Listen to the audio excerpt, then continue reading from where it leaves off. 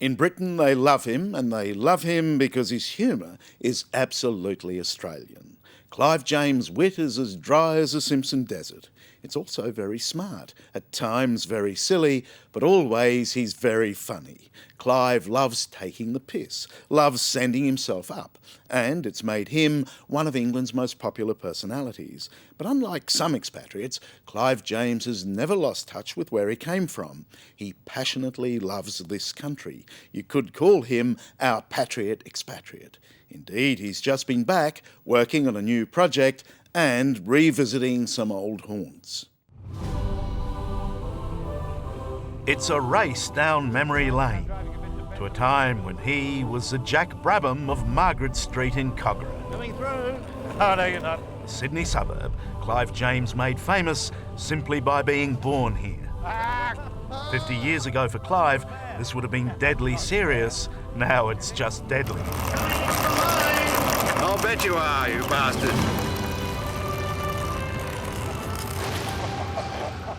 It looks like a very safe, peaceful place to grow up. Well, I thought when I was a kid it was a dangerous area of depression and poverty. And in fact it was a playground. And it took me all my life to realise that this is what the whole world wants.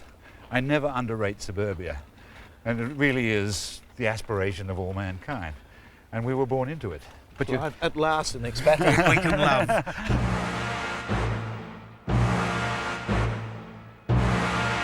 The transformation was dramatic.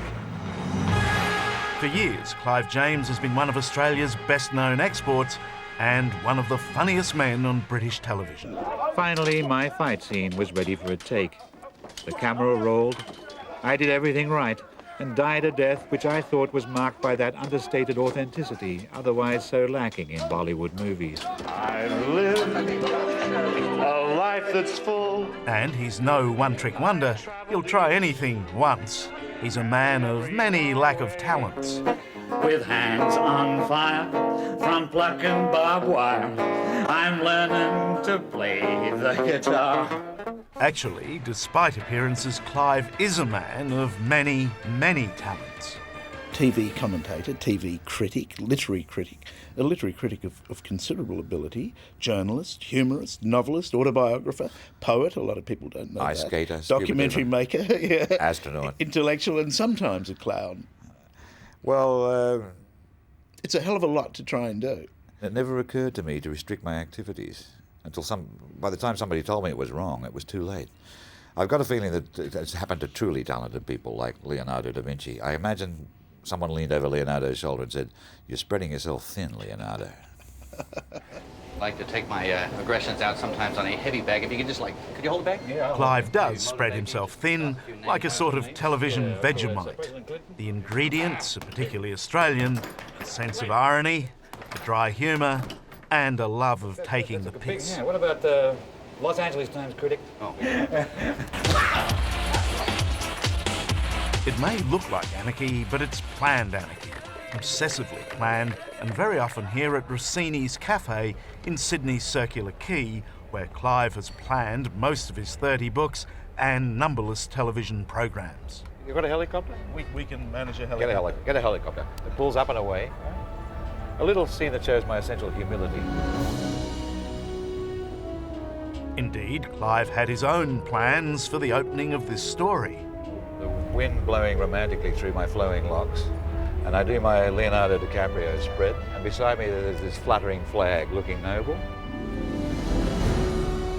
But in the end, Clive's opening for our program ended up looking like a classic moment out of one of his. I think we should keep that in. I think we'll use it. Yeah, it might be wise to keep that in. Maybe that's better. It usually is, on the whole, I think, when you get out there and find something humiliating happening to you, to keep it in. It's a hallmark of Clive James' television programs that he makes a good living leaving in the bits that other people would edit out. Craig was visibly crushed by how fast I was recovering my old form, but eventually he said it was time for him to go off and win his race. I didn't think he was that good, considering he didn't do anything else all day except drive fast cars and fight sharks with his bare hands. Apparently the race he was in was taking place in New Zealand. That's a kind of idiocy I let myself in for deliberately in my postcard programs. And we do have ambitions that we long to fulfill, and we do secretly believe we could have been Iron Men. And it's inherently funny to have a go at it and prove that, no, you were wrong, you never could have been.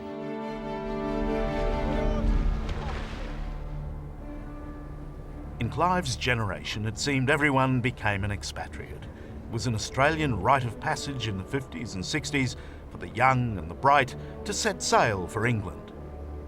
It never occurred to me that I'd broken my ties with Australia. I never stopped feeling Australian, but of course you don't. And also you never stop feeling that you're a citizen of the world, that the world is your oyster too. It's quite possible to have both these things in mind. All the time that Clive was away, he never really left us. Deep in the archives of the State Library of New South Wales is the documented proof. Among the Clive James papers are the original handwritten notes and manuscript of Unreliable Memoirs, his celebration of a Ginger Meg's childhood in the Australian suburbs. £20 reward if this book is returned to Clive James, because I was scared of losing the manuscript. Scared to death. And did you have the 20 quid to pay them? No, I didn't really, but I knew... In a sense, they're even more powerful than the printed word, these scribbled jottings from the heart of an exile.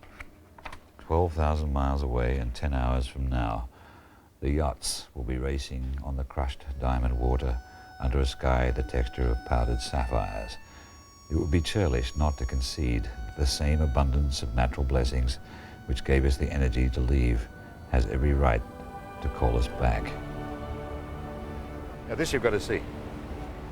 Oh, it's you! At Circular Quay, almost at the very spot where 40 years ago young Clive James climbed aboard a ship for England, a clear sign of recognition that he is one of Australia's favourite sons. I thought you had to be dead before this happened. Well, actually, I came down here and I found a group of Japanese tourists around it, and they were all bowing like this. And they were under the impression that I was under there. Even further out west they go, to where men are men and Japanese television producers are psychopaths. Indeed, the Japanese have always amused Clive, the television critic.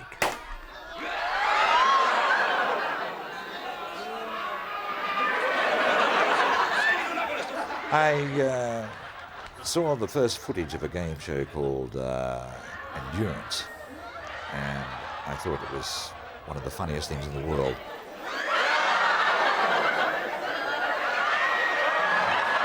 One loser just can't summon up enough insanity to continue. I'm bound to say that I thought immediately the Japanese were in on the joke. So I didn't think it was Japan bashing to show this stuff. I also rather boldly suggested that it was a good thing that on the whole the cruelty of Japanese traditional culture was being transferred from reality to the TV screen. I still believe that. Some of us thought you were getting back at the Japanese for the loss of your father in World War II. Many critics did. I learned the hard way that the responsibility of what you say goes on forever.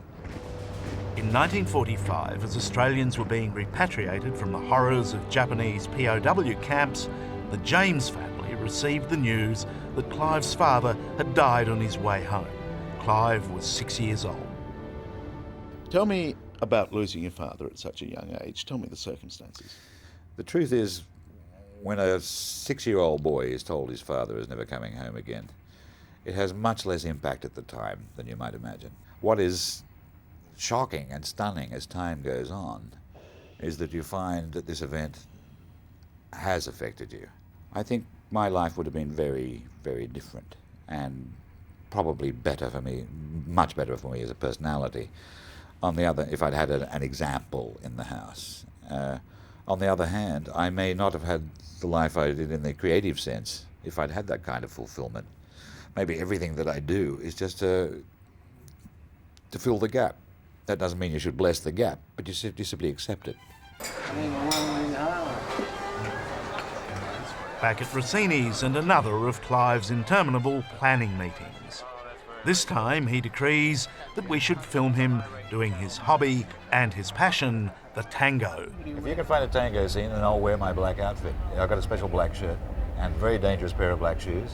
I put a brill cream on the remaining hair, slick it back, and I become the complete lounge lizard, or bandicoot. And so to the Sydney tango scene, where the old bandicoot pounced on a suitable victim.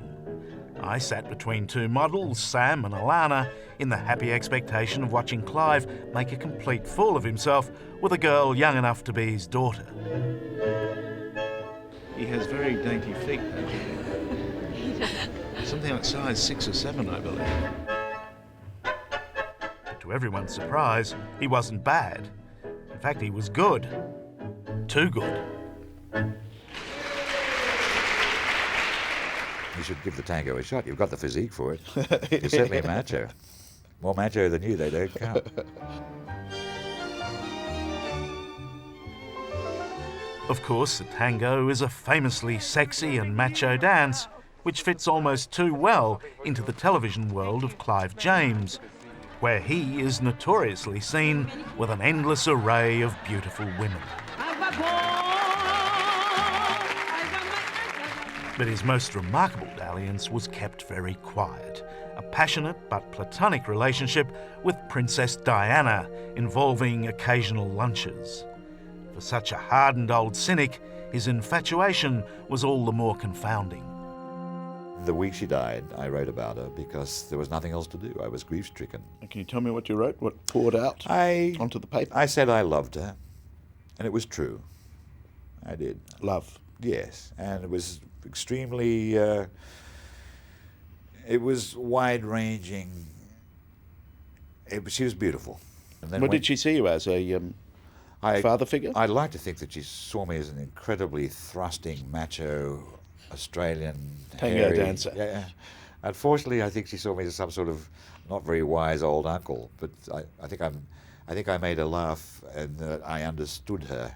I thought she was a flawed character, and she knew she was, and she knew I was. At 61 and comfortably at the top of his many professions, Clive can still surprise perhaps even himself. He's just turned down a $1.5 million contract with British commercial television in order to become an internet mini mogul.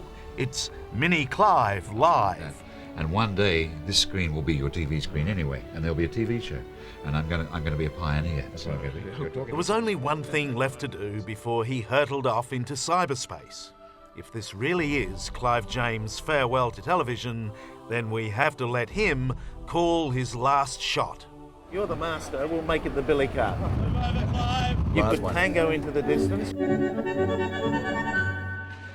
You could even close your book in the library. Well, Which one do you favour? You'll be deciding, so there's no point in me suggesting. I've got a feeling that it's going to be the Billy Cart as we walk into the sunset, because that takes you back to childhood, and that's what my book was about, and I've got a feeling it's what my life was about.